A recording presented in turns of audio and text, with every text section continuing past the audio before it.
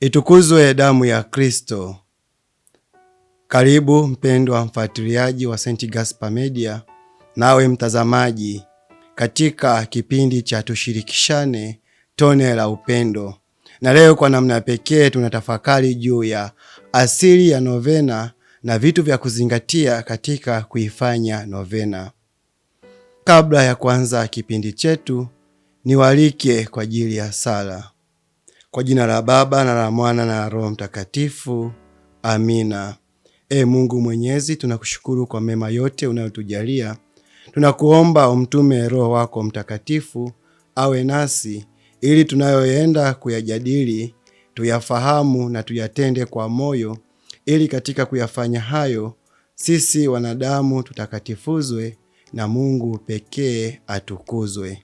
Tunaomba hayo kwa njia ya Kristo Bwana wetu. Amina. Kwa jina la Baba na la Mwana na la Roho Mtakatifu. Amina. Kwanza tuanze kwa kuzungumzia maana ya novena. Neno novena linatokana na neno la Kilatini novem lenye maana ya 9. Hivyo basi, novena ni sala maalum inayosaliwa kwa siku 9 mfululizo kwa ajili ya mosi, ni maandalizi ya sherehe maalum. Mfano, maandalizi ya Pentekoste, kanisa popote duniani huungana kusali kwa siku 9 kabla ya sherehe ya Pentekoste. Au sherehe ya huruma ya Mungu, kabla ya Jumapili ya pili ya Pasaka, kila Ijumaa Kuu kanisa huanza novena ya huruma ya Mungu. Au yawezekawa novena kwa Mama Bikira Maria, ama novena kwa watakatifu, ikiashiria kwamba sherehe yao itakuwa ni kilele cha novena hiyo. Lakini pia pili, ambao mara nyingi ndio tunavyofanya, tunasali novena kwa ajili ya nia maalum, kwa ajili ya shida fulani katika level ya mtu binafsi, katika familia, katika jumuiya, kigango, parokia na hata kanisa kiujumla. Lakini pia sababu ya tatu ya kufanya novena ni kwa ajili ya kuombea roho za marehemu.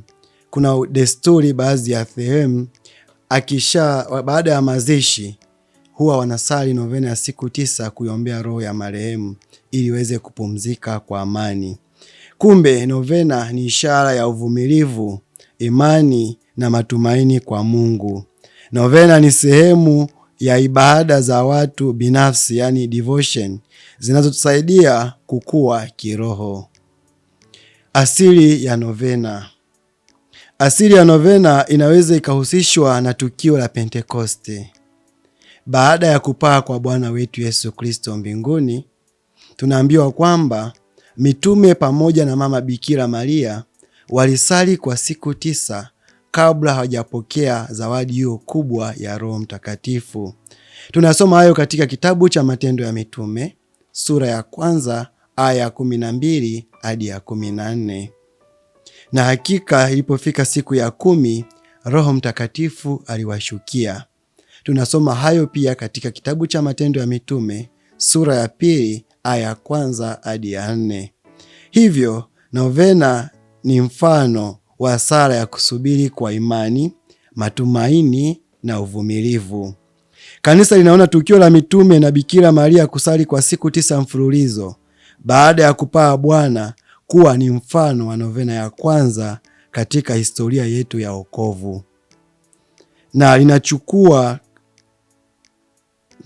Na kanisa linaendelea kuhimiza waamini kuiga moyo huo wa kusali kwa imani, uvumilivu na matumaini. Sasa tuangalie vitu vya kuzingatia katika kusali novena. Cha kwanza, tujitahidi kuwa katika hali ya neema. Kabla ya kuanza novena, ni muhimu kujuta dhambi zetu, kutubu na kuziungama kwa padre. Tunajua waraka wa kwanza wa Mtume Yohane kwa watu wote sura ya 1 hadi ya 10, tunaambiwa kwamba yeyote anayesema ana dhambi anajidanganya mwenyewe na kweli haimo ndani yake. Lakini tukikiri dhambi zetu, Mungu wetu ni mwaminifu na ni mwema, hutusamehe na makosa hayo yote. Lakini kukiri dhambi zetu na Mungu kutusamehe si kwa ajili ya novena tu, ni swala la kila siku la Mkristo. Na cha pili ni kukomunika, yani kupokea Ekaristi Takatifu. Tunaposhiriki Ekaristi Takatifu, maana yake tunaungana na Kristo. Anasema anakaa ndani yetu, nasi tunakaa ndani yake. Ekaristi ni chakula cha kiroho ambacho kwacho tunapata nguvu za kutembea kwa siku 9, tukitumaini, tukiwa na imani na tukitarajia kwamba hayo tunayoyaomba tutayapata kwa sababu tumeungana na Kristo mwenyewe. Cha tatu ni kuchagua sala ambayo tutaisali kwa muda wa siku 9. Hapa mosi, katika kuchagua sala tunaambiwa unapaswa kuwa na sala maalum ambayo sala hiyo sasa utaisali kwa muda wote wa siku 9 ukirudia. Na katika hili nisisitize pia vitu vitatu. Cha kwanza, mitandao inatusaidia lakini pia inaweza ikaleta vurugu. Sasa hivi tuna utitiri mwingi wa novena ambazo unashindwa kujua chanzo chake ni wapi. Novena ni ibada binafsi lakini pia inasaliwa na watu wengi. Hivyo yafaa iwe na kibali maalum. Yaani inapaswa kuwa kukubalika na askofu mahalia au kanisa la sehemu hiyo, au uhusishe viongozi, au umeutoa kwenye mtandao ambao ni wa Kikristo, wa Kikatoliki, ili unaposali ujue unachokisali kimekubalika na kanisa kwa ajili ya kufanywa na wanakanisa. Kingine, hata kama novena imepitishwa na kanisa, unapoamua kuisali usitegemee mtandao kwamba kila siku unategemea itumwe ndio usali, kwa sababu kunayo hatari ya mtu anayetuma siku hiyo akapata shida asiweze kutuma. Maana yake wewe hautasali novena. Au anayetuma ametuma alafu wewe simu yako imepata matatizo, maana yake siku hiyo hautasali novena. Kwa hiyo ni vyema unaposali novena hakikisha una kijitabu chako, au kama una soft copy basi umeiprint ili uweze kusali vizuri na kuconcentrate vizuri katika sala yako. Na kingine, tuwe angalau na diary au kidaftari cha kuonyesha kwamba leo nimesali ninatiki, na tupange muda maalum, ama ni asubuhi ama ni jioni, kwa sababu kizoea kusali mara leo asubuhi, kesho jioni, kesho kutwa mchana, inaweza ikafika jioni unajiuliza hivi leo nimesali au sijasali. Kwa hiyo unaanza kubahatisha. Kwa hiyo ili kuondoa kubahatisha, kwanza panga muda maalum kwamba kila nikiamka au kabla ya kulala nitasali novena yangu. Lakini pia uwe na kadayali kako au note au kidaftari umekiandika tarehe za novena yako kwamba leo nimeshasali ninatiki. Maana ikifika jioni sitaanza kujiuliza nimesali au sijasali, nitafunua kidaftari changu au diary yangu, nitaona kwamba leo nimesali au sijasali.